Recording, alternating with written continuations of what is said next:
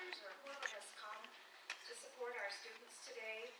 This is our annual high school contest. It's sponsored by Flint Right to Life and Black Americans for Life.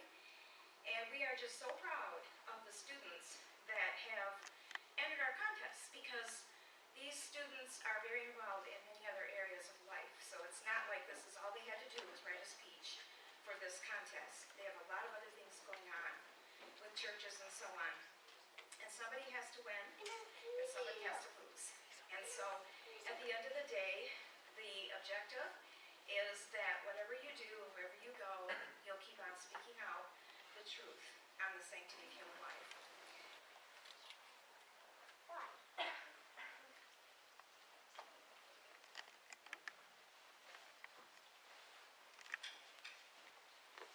My brothers, sisters in Christ, abortion is a terrible mass murder that has led to the death of many people. Abortion is a tragedy because it is based on lies. Lies designed to deceive people from the state of crisis and murder of innocent people. I would like to begin my address today with the story of a woman. She lived in a time when abortion was not legal in every state. This woman, like other women at the time, had the baby and placed it up for adoption. However, she did something very out of the ordinary. She sued the state. Her case climbed the court system until in 1973 it reached the highest court in the land. This woman was Jane. The reason that abortion industry is so powerful is because it is based on deception. Planned Parenthood and many other clinics like it are designed to use deception to take advantage of people. And of all people, a pregnant mother. One of the greatest challenges we face today as people, Christian or non-Christian, is the battle against euthanasia. While most often shadowed by the ongoing war against abortion, it is no less horrific. Euthanasia, by definition, means the painless killing of a patient suffering from an incurable and painful disease or in an irreversible coma. In simple words, it means the assisted suicide of someone who no longer believes they have any true purpose in this world. I believe that these procedures are part of one of the most wicked practices in human history, and that it is just another one of Satan's ways to chip away at our humanity. Unfortunately, the loss of our humanity is beginning to show. Like the Black Plague, euthanasia is spreading rapidly throughout the world. It has taken strong roots in 9 countries, which consist of Belgium, Canada, and Sweden, to name a few. Although euthanasia isn't legal in America, physician aid in dying is legal in 5 American states, including our nation's capital, Washington, D.C. Margaret Sanger was a unique woman who surely changed the world as we know it. Some say she changed it for the better, and others believe that she made the world worse. She was a self-proclaimed women's rights activist, and people praised her for this, and people praise her to this day. Allow me to be broad for a moment here.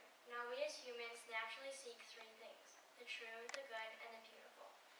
I will be weighing these values against Margaret Sanger's ideas. Margaret Sanger believes that reducing the population of the weak and sickly would destroy the evil and suffering in the world.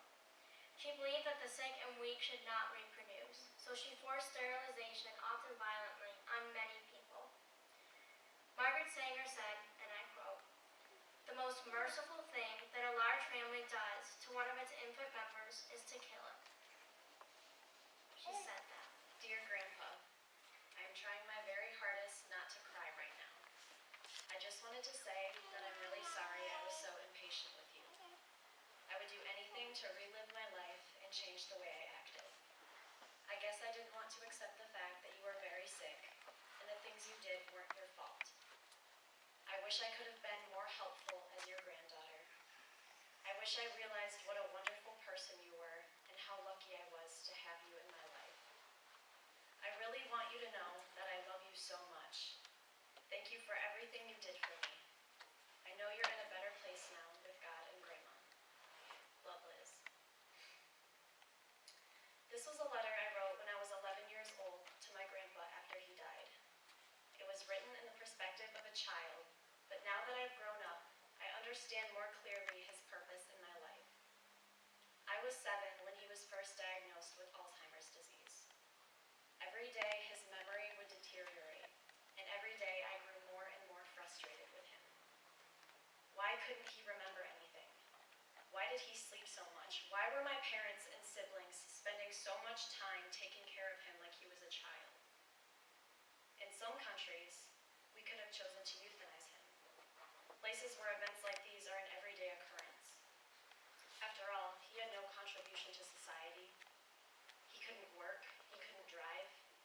People would consider him a burden. He may have been enduring pain, but he taught my siblings and I that you can still be strong in times of suffering.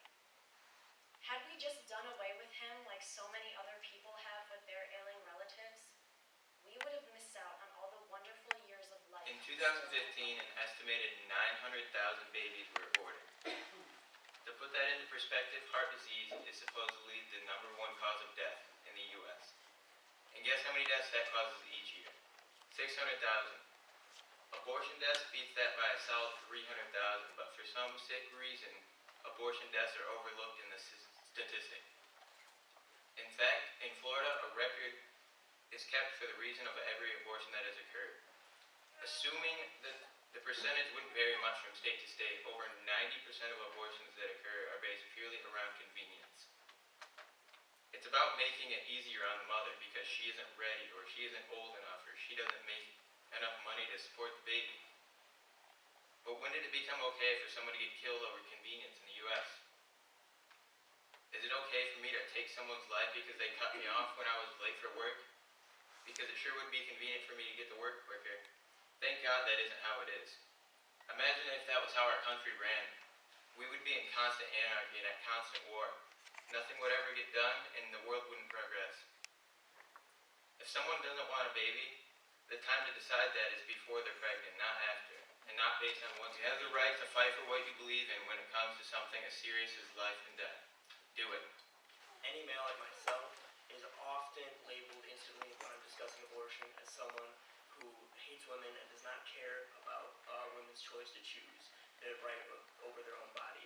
This makes it very hard for me to discuss abortion with many pro-choice feminists because they believe that I could never understand the pressures involved with unplanned pregnancies and rape and incest, other things like that.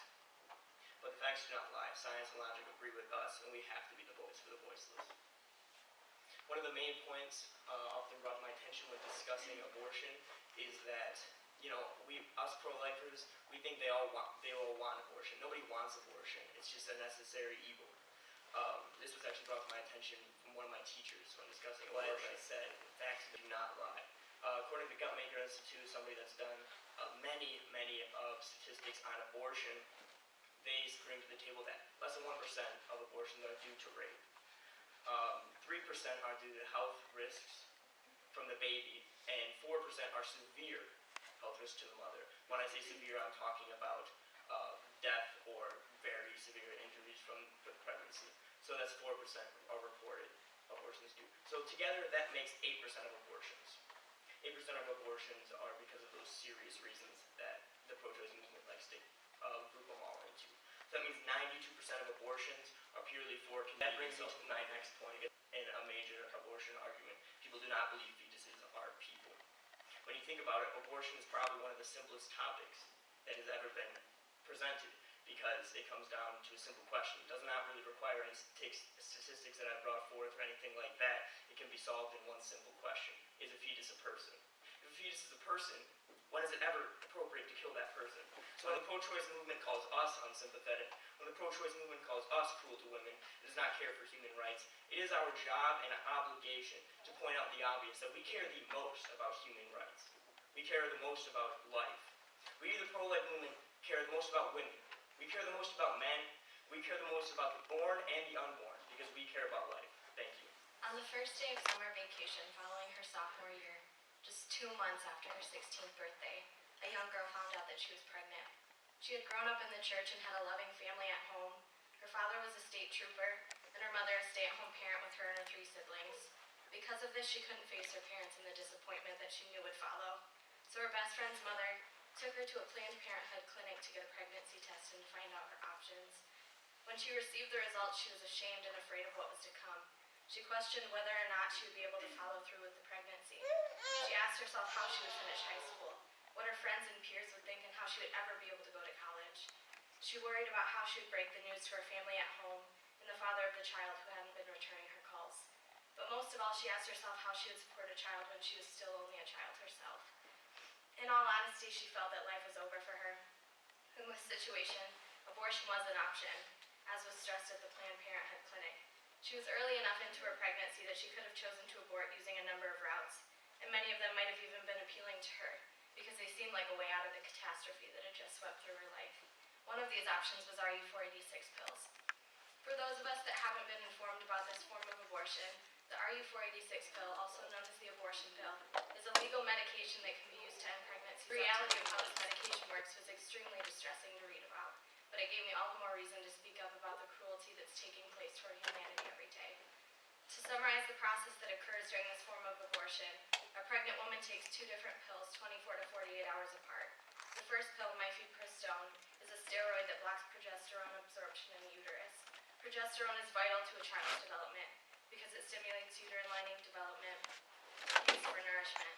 When this hormone is blocked, the developing baby is essentially starved to death because the necessary nutrients are no longer being provided. Because of blocked chemical receptors, the body no longer recognizes the pregnancy and therefore initiates a normal menstrual cycle where the decayed lining is shed and the baby detaches from the uterine wall. Then the female takes a medication called misoprostol, which is used to ultimately put the pregnant woman into a mini labor where the cervix softens and dilates and the uterus contracts. The deceased baby is then expelled from the body. Embryo. We like to put these fancy labels on as a band-aid to cover up what is actually taking place, and as a result, infants are dehumanized and made into a part of the female body rather than a separate individual. We detach ourselves from what we cannot physically see so that we don't have to deal with the consequences and the guilt. We then attach the very same thing we've detached ourselves from to the female body as just another body part. Abortion by any mechanism is murder of another human being, but in the subtlest way because we are blinded by our own plans and taught that there is a fix to all of our mistakes, including one as drastic as becoming pregnant when it is unexpected and unwelcomed. RU486 pills are even more subtle in their wickedness, in that they appear as just a simple medication, and through this our world has found a way of making us numb to what is actually taking place. A baby becomes an embryo, and the murder of that baby becomes a quick and Hello and good morning. My name is Haley Kraft and I'm a 10th grader at Lakeville Memorial High School. I recently went on a trip to Washington, D.C. and participated in the Right to Life March. It was such an amazing experience seeing thousands of people my age from all different backgrounds coming together to stand against abortion. About a year ago, though, I was a pro-choice, pro-woman girl who had no understanding of the gravity of abortions. But after talking to some friends and doing a lot of research, I found out one thing. You can't be pro-choice and pro-woman. Being pro-choice means you're okay with and willing to accept the many different emotional side effects like depression, loneliness, and guilt, which are all very common after a woman gets an abortion. Other horrible effects that can happen include nightmares, suicidal thoughts, eating disorders, and even a loss of self-confidence. So if people are all about what's best for women, how can they be for abortion? Abortions are not only killing our future children, but are also our women's futures too. As if the emotional side effects weren't enough to show the pro-choice, pro-woman crowd about the horrors of abortion, there are almost just as many physical damages abortion can cause as there are emotional. There are 2 types of abortion a woman can get, surgical and non-surgical, such as chemical abortions. Both surgical and non-surgical can cause hemorrhages, infections, and a chance of a maybe more natural. But a study in 2009 found that drugs used in abortions, such as RU486, led to very serious complications in the woman's health. It all comes together to show that abortions can be very damaging to a woman. It can also be very damaging to any future children she Over may the want years, to we have. have let millions of innocent children die unnoticed. The world's biggest killer is not cancer, it is not disease, it is abortion. Abortion is a legal genocide that works against the will of God and can completely be prevented. There are many ways abortion can be performed. The abortion pill has been thought to be less radical than the other procedures, but if taken, it has the same effect on the child, death. The alt-left calls this process a women's right. Hillary Clinton used the phrase, women's rights are human's rights, and human's rights are women's rights, throughout her ineffective campaign last year. To me, a human right, the most important human right, is a right to live. Without this right, you do not have any rights whatsoever. Abortion has taken billions of lives, and it must stop. If these legal genocides keep taking place, we will not continue to grow for the human race, morally or religiously. This crime of murder is undefendable and is used to limit the population of every country so it becomes easier for the elitists to push their globalist regime. Also, the unborn child is given no voice whatsoever and is completely helpless when a woman decides to kill her living child. Just like a persecuted person must be given a lawyer, a baby should be given the right to carry out their lives. Failure to respect this is a blatant disregard to the natural rights and freedoms that so many people have found within America, the land of the free. Psalm 127, 3-5 states, "Children are a heritage from the Lord, offspring a reward from him. Like arrows in the hands of a warrior are children born in one's youth. Blessed is not the man whose quiver is full of them. They will not be put to shame when they contend with their opponents in court." These are the words of God, and to every Christian and every person of faith, by not giving a child a chance, you are working against God's will and your own blessing. Though all have sinned and fall short in the glory of God, sins will widen the bond between you and God. Not one American and not one Christian should ever have an abortion. It is the most famous phrase in the entire Declaration of Independence, that you have the right to life, liberty, and the pursuit of happiness. The United States is said to be the land of the free, but yet still 200 years later, we do not have the freedom for a guaranteed life. It is not what the founding fathers of our country wanted, and it is not what the majority of the people that believe life is precious want. Abortion. The word itself stirs up a wide variety of emotions. There are those who take to the streets with signs and eloquent speeches for women's rights to choose. On the other front, there are those who cry out for the thousands of the innocent unborn that are slaughtered in this country each year. It's a hidden Holocaust, a justifiable homicide that takes place in the darkness of the womb. The pen the judge wields becomes a scalpel in the operating room. For or against is a stand to take. It's a powerful role to play. Will you be a taker of life or a life preserver? Abortion and the practice of abortion has divided the nation against itself. A nation under a sovereign God but no longer caring about the moral implication of this horrific sin. Today, I will be highlighting the three main themes surrounding abortion. These topics are what constitutes abortion, a brief legal history of abortion in this country, and the fact that as long as abortion remains legal in this country, we will continue to lose the best and the brightest of our future. Let me first start out by what is abortion? What does it mean? The definition of abortion is the intentional termination of a pregnancy. On paper, this cold definition is so black and white. What people fail to realize is just because an audible scream cannot be heard does not mean the fetus cannot feel any pain. On the contrary, it is extremely painful. Imagine being ripped apart limb by limb and yet with no comprehension. Abortion can happen in many forms. In the first trimester, a female can have an in-clinic abortion. This takes place at a medical facility and is performed by a doctor or a specially trained nurse. The female can have a manual vacuum aspiration, or MVA, which is a process of emptying the uterus with a suction-type vacuum. In the second trimester, a woman can choose more surgical procedures to remove the unborn baby, which include a D&C, a D&E, or an induction abortion. Third trimester abortions are illegal in some states because the baby is full term, almost full term, making the baby able to live outside the womb. In abortion clinics, if the baby is too underdeveloped to survive on its own, it is placed on a cold plate and left to die.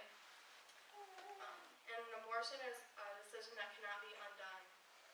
There's no do-overs for that decision. I want to live in a country that upholds the rights of the unborn. I want to see the best and brightest future, and for those in this country that will live, create, and develop cures for cancer. In closing, Psalms 139:13-14 says, "For you created my inmost being, you knit me together in my mother's womb. I praise you for I am fearfully and wonderfully made. Shouldn't everyone be given the chance to live out their purpose that God has created them for? Thank you. 44 years ago, 7 judicial activists on the Supreme Court of the United States, the highest court in our great nation, decided to strip 58,586,256 innocent children of their ability to live.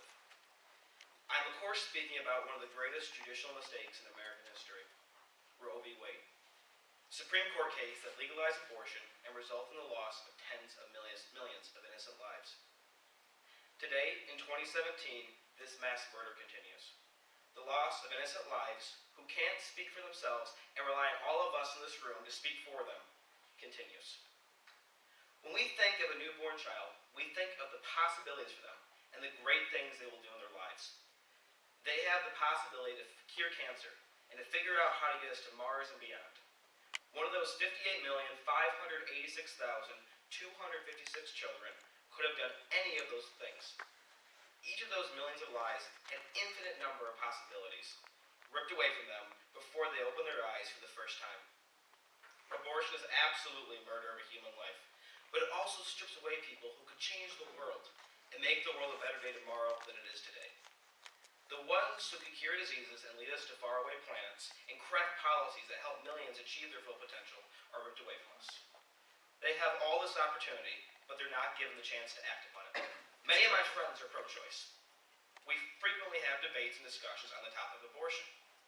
The one thing none of them have ever been able to answer is, since you are pro-choice, where is the choice for the child being affected? They can't answer that simple question because they have no answer, because there is no choice. The child, the one being affected, has no choice. They have no say. I understand the pro-choice claim that a woman has the right to control her own body. Every woman can control her own body.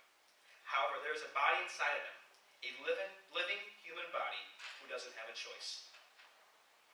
Another argument my pro-choice friends say, it's not a person, it's a cluster of cells.